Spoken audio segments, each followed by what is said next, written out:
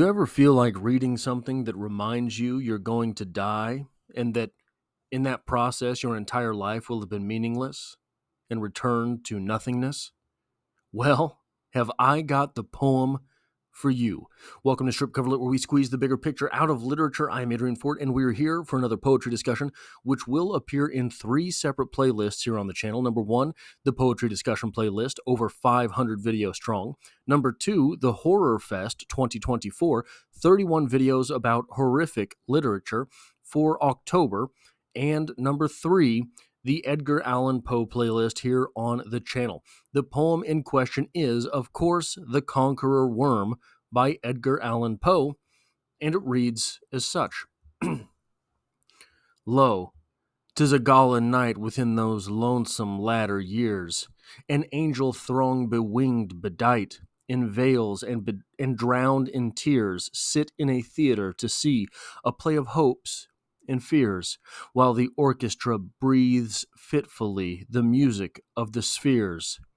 Mimes in the form of God on high mutter and mumble low, and hither and thither fly. Mere puppets they who come and go at bidding of vast formless things that shift the scenery to and fro, flapping from out their condor wings, invisible woe. That motley drama, oh be sure it shall not be forgot, with its phantom chased for evermore by a crowd that sees it not, through a circle that ever returneth in to the self same spot, and much madness and more of sin and horror, the soul of the plot. But see, amid the mimic rout, a crawling shape intrude, a blood-red thing that writhes from out the scenic solitude. It writhes. With mortal pangs the mimes become its food, and seraphs sob at vermin fangs, in human gore imbued. Out are the lights, out all, and over each quivering form a curtain, the curtain, a funeral pall, comes down with the rush of a storm, while the angels, all pallid and wan, uprising, unveiling, affirm that the play is the tragedy, man, and its hero, the conqueror worm. There is a quote from Shakespeare with which you are undoubtedly familiar, that life is just a play and we're all here to do our parts. Here, Edgar Allan Poe reminds us that the hero of that play, the play of life, is the worm who will return us to the nothingness from which we sprang. But I want to talk a little bit about the symbol of the worm overall. This comes to us from digitalbible.ca, which is only as worthwhile as the Canadians who made it. And it reminds us of such. Overview of the worm as a biblical symbol. In the scriptures, the worm has been symbolic of mortality, decay, insignificance, frailty, and a consequence of sin. It has been portrayed in both the Old Testament and the New Testament in a variety of contexts, each elucidating a unique perspective on its symbolism. The worm in the Old Testament, Job's humility and mortality. In the book of Job, the worm is profoundly mentioned in the context of Job's humility and human mortality. Job, a faithful servant of God who was subjected to immense suffering, refers to himself as a worm in Job 25:6, symbolizing his feeble human state in the face of omnipotent divinity. This reflects a humble recognition of our transient nature as humans in a grand divine scheme, a powerful message of human insignificance and humility. Judging from the Hebrew term used in the text, ramah, denoting maggot or worm, it hails the image of decay, degradation, and the seemingly lowly elements of our existence, decomposition, and consequences for sin. Beyond human mortality, the worm has also been symbolically used in scriptures to represent decay and as a direct consequence of sin, reflecting the consequences of living a life against the divine will. So the original sort of meaning behind death in the Bible is that we are mortal because we are flawed. We are mortal, we will die because we have been disobedient to the higher power. The text goes on, decomposition. Wait, where am I going here? Oh, yeah. In the book of Exodus, for example, when the Israelites disobeyed God's command by hoarding manna, bread from heaven, against the next day it was found to be full of worms and stank. Exodus 16:20. This directly showed how the disobedience led to a negative consequence, effectively depicted by the image of the worm and foul odor.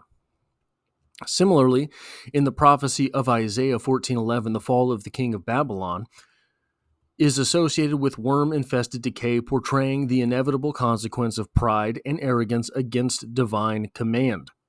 The worm in the New Testament, degrading and suffering. In the New Testament, the symbolism of the worm is evolved to reflect the suffering and degradation.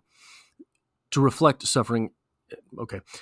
The strongest mention of this is found in the book of Acts when the accounts describe the death of Herod. Herod did not give glory to God during a public address and was immediately struck down, and he was eaten by the worms and died. Acts 12:23. This represents the harsh consequence of denying divine supremacy.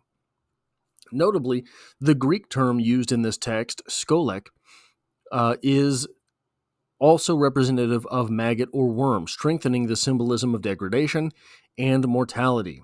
Christ's self-identification and redemption. Perhaps the most striking use of the worm symbol appears in Psalms, which are reiterated in the New Testament. In Psalms 22:6 and its New Testament reference, Mark 15:33 and 34, Matthew 27:46, Christ likens himself to a worm, not a man.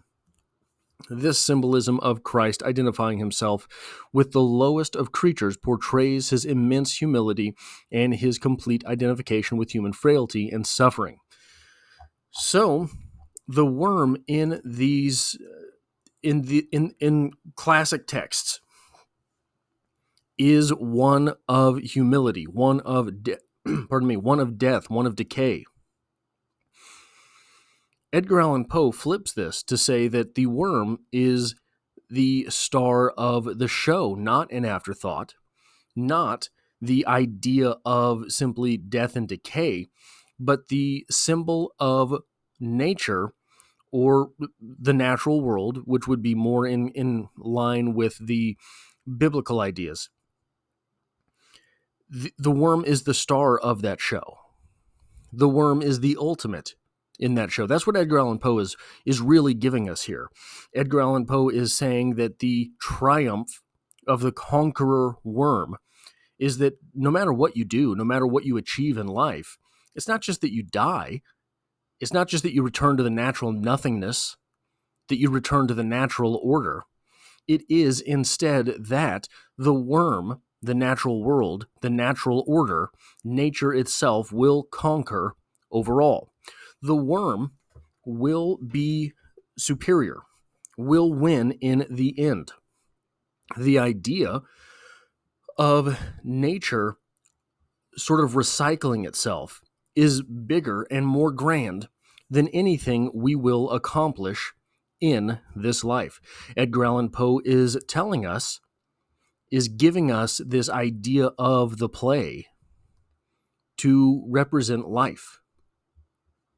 And no matter who is the star of the show here, the star of the show here will not be the star of the show in the ever after. Forevermore, Edgar Allan Poe reminds us, everything that we do is for naught. And with that uplifting message, he leaves us. That is all I have for this poetry discussion. If you like or appreciate what it is that I do here, hitting the like button really does help me out, as it tells YouTube to share this video with other literature lovers. And if you find yourself here by chance but not design, consider hitting the subscribe button for more literature in the future. And as always, I hope to have you back for the next one.